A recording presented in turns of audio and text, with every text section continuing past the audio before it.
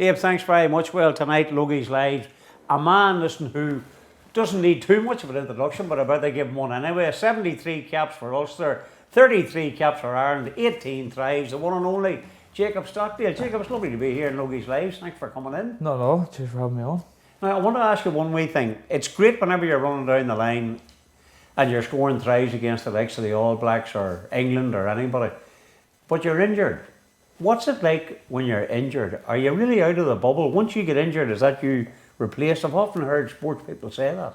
Yeah, like it is. It definitely is a tougher part of the of professional sport. I'm pretty lucky that it's a pretty short-term injury. It started very short-term and it's kind of dragged on a wee bit. But it's an Irish injury, sort of short-term, then get longer. Yeah, exactly. Yeah, but for the guys who are not as fortunate and kind of get those big 6-9 month injuries, it can be really, really dark. Because your schedule completely changes. You're not training alongside the rest of the team.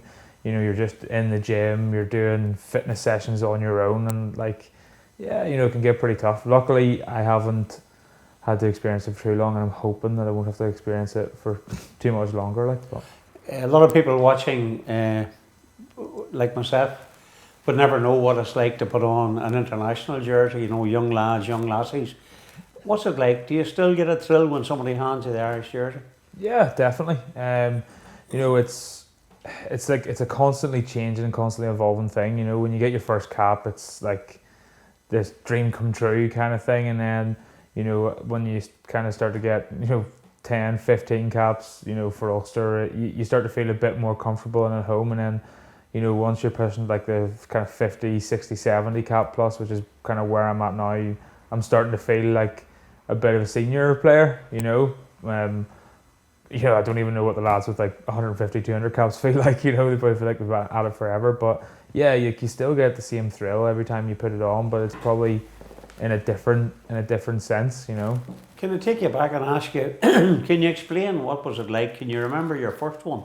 Talk me through it. Do you get a phone call? Do you get an email? Do you get a tap on the shoulder? What way is it done? Well, for my first Ulster Cup, it's pretty simple. It's during the Six Nations period, so all the Irish internationals were away, and Rory Scholes had been starting ahead of me, and I didn't really think I was in with a chance of getting a cap, and then he tore his quad in one of the games, and all of a sudden there's an opportunity for a winger to play. So yeah, Les Kiss, I think it was just on the Monday morning, came to me and was like, look, in this team meeting I'm going to name you on the bench. Well done, you've earned it, and that was pretty much it. And then trained all week with the team and flew out to Italy to play. Got I think 8 minutes off the bench, didn't touch the ball, but it was still a good experience. Did you always want to be a rugby player? Did you always aspire to that? Was there anything else you wanted to do? There was a few things that I always that I wanted to do. Rugby was always this pipe dream that never really seemed realistic. I wasn't brilliant at rugby. Growing up and in school and stuff, I would have been playing for the seconds and thirds.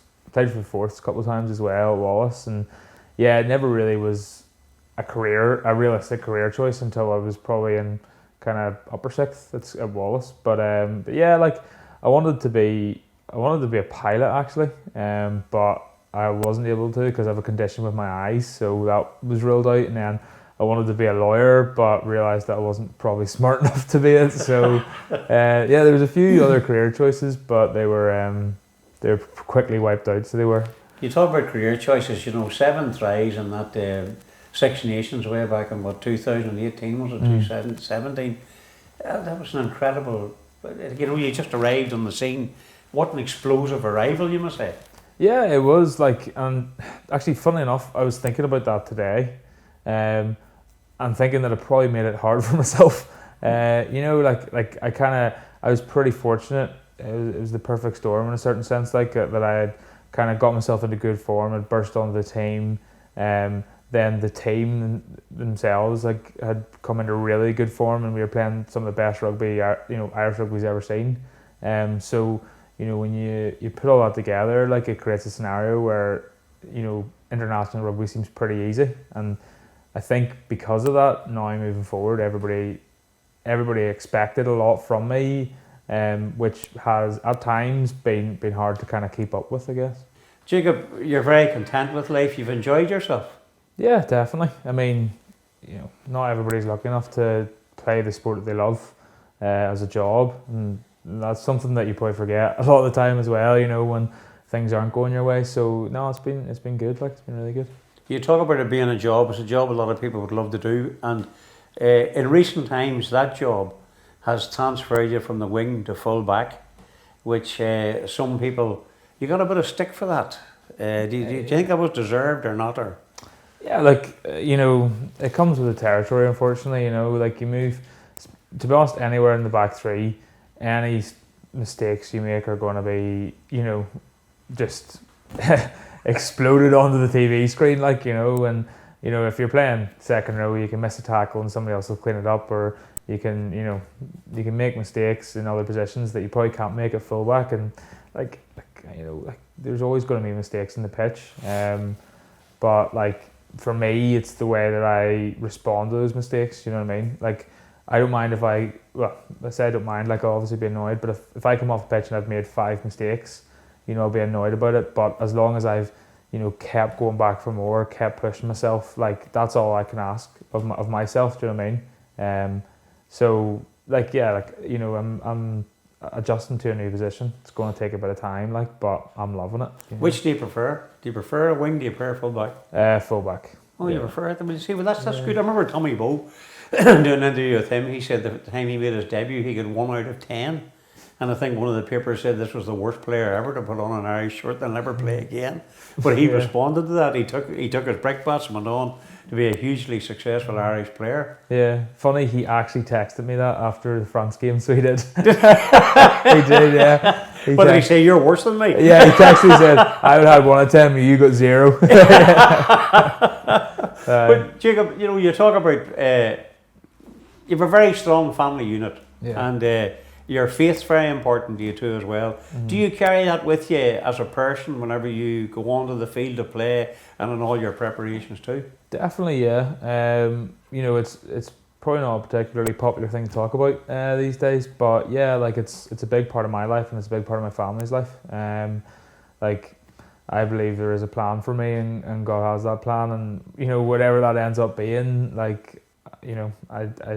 accept that, and I look forward to see what's happening. But that can take a lot of pressure off as well, because to a certain extent it's out of my hands. I don't need to worry about it anymore, and it's a nice feeling to have. I've done a few events with you, and obviously your father, who's a minister, and he's been telling me, Logie, don't be saying those out bad jokes and stuff like that. Yeah. But you have to live your life as well too. And I know what you're saying. Some people will think it's not trendy, but if you have the faith, it's not doing you any harm. Yeah, that's exactly it. I mean, I think a lot of time, particularly in Northern Ireland, religion in any sense gets a bit of a bad rap, and I think probably a lot of people have this view of the kind of Northern Irish Christian who's pretty hardline conservative, wouldn't be. Well, are you? Yeah, wouldn't be caught dead in a pub, that kind of stuff, and go out for a few pints with mates, mess about, have a bit of crack, but it's probably something that people aren't used to, because they see, majority of Christianity in Northern Ireland is pretty different to that. Interesting, but you talk about your upbringing and the things that are important to you. Last year, in the early parts of the lockdown, you got heavily involved with Lurgan Rugby Club in Raymond Atchison. Yeah. And the rugby club it was almost cross-fertilisation with the GAA clubs, and you were heavily involved in a Peace 4 initiative to bring food to people and families who needed it. And I remember talking to you at the time, you found that very rewarding and something that you'd like to see going forward. Definitely, yeah. I played a minuscule role in that, do you know what I mean? I only did 1 or 2 evenings of handing out food, but we talk about Raymond Atchison and Lurgan Rugby Club, he's been instrumental in everything that Lurgan and Rugby Club have done, to try and kind of bridge that gap between both sides of the community, and it's been a really cool experience for me to get to be involved in that in a little, even a wee bit, getting to know guys like Stephen Campbell, like who plays for Armagh, like he's a great fella and not somebody I ever would have got to meet or get to know before then, and so it's been a really, really rewarding process for me, and it's been class to be able to see the difference that it makes, in people's lives in the general community, and at Lurgan Rugby Club. Of course, anybody watching in who's not from Northern Ireland mightn't realise that it's almost this big divide. One side of the community plays Gaelic football, one side of the community plays another sport, or whatever like that. It can be defined as cruelly and as wrongly as that. But now, you're a sportsman. You enjoy watching people playing Gaelic football and enjoy watching other sports. And if you have youngsters going forward like that, it would hold no barriers for you. Whatever they're good at, let them play it. That's exactly it, yeah. And, I grew up never having played Gaelic, never having played hurling, and not because my parents were sectarian in any way whatsoever, but just because just wasn't the thing. Yeah, we were just it wasn't part of our family life. But ever now that I've kind of grown up and met these guys, and especially being down in Irish camp as well, it makes a difference, because a lot of those boys are class Gaelic players, great hurlers, like Darren Sweetenham, who plays wing for Munster. He used to play hurling for Limerick, do you know what I mean? He's a so there's a lot of boys that are super athletes in those sports, and when you're down there, you're messing about, having a bit of crack with it, and it makes you appreciate and enjoy the sport. So yeah, definitely, when my kids are playing, they'll be playing everything. Jacob, you're a professional rugby player. You played for Ulster, your province. You played for Ireland. You've scored tries against the All Blacks. You've beaten all the Southern Hemisphere teams. You've won the Grand Slam. You've won Triple Crowns. You've won virtually everything. And yet there's one wee thing missing, which is the Lions. Now, it mightn't happen because of the pandemic, but ultimately you'd love to be able to wear a Lions jersey. Yeah, it's been a dream of mine since I started playing professional rugby. Well, sorry, it's been a dream of mine my entire life. It's been a realistic dream since I started playing professional rugby. And after you dropped the pilot bit. Yeah, exactly. Yeah, after I decided law wasn't the way to go. But yeah, it's something that every rugby player dreams of, and hopefully it goes ahead this year, and hopefully I can get this knee right quickly, and get as many Six Nations games under my belt as I can this year, because probably, as much as I don't like to admit it, that's probably where the selection is made. It's been something that's been in the back of my head every training session I've done, every time I went out running by myself during lockdown, or went kicking by myself during lockdown, there was just that wee thing in the back of my head saying, come on, Lions to her, just eating away at me. So I'm hoping to get back fit, get on the pitch, and if Lions to her does happen this year, hope I'm on it.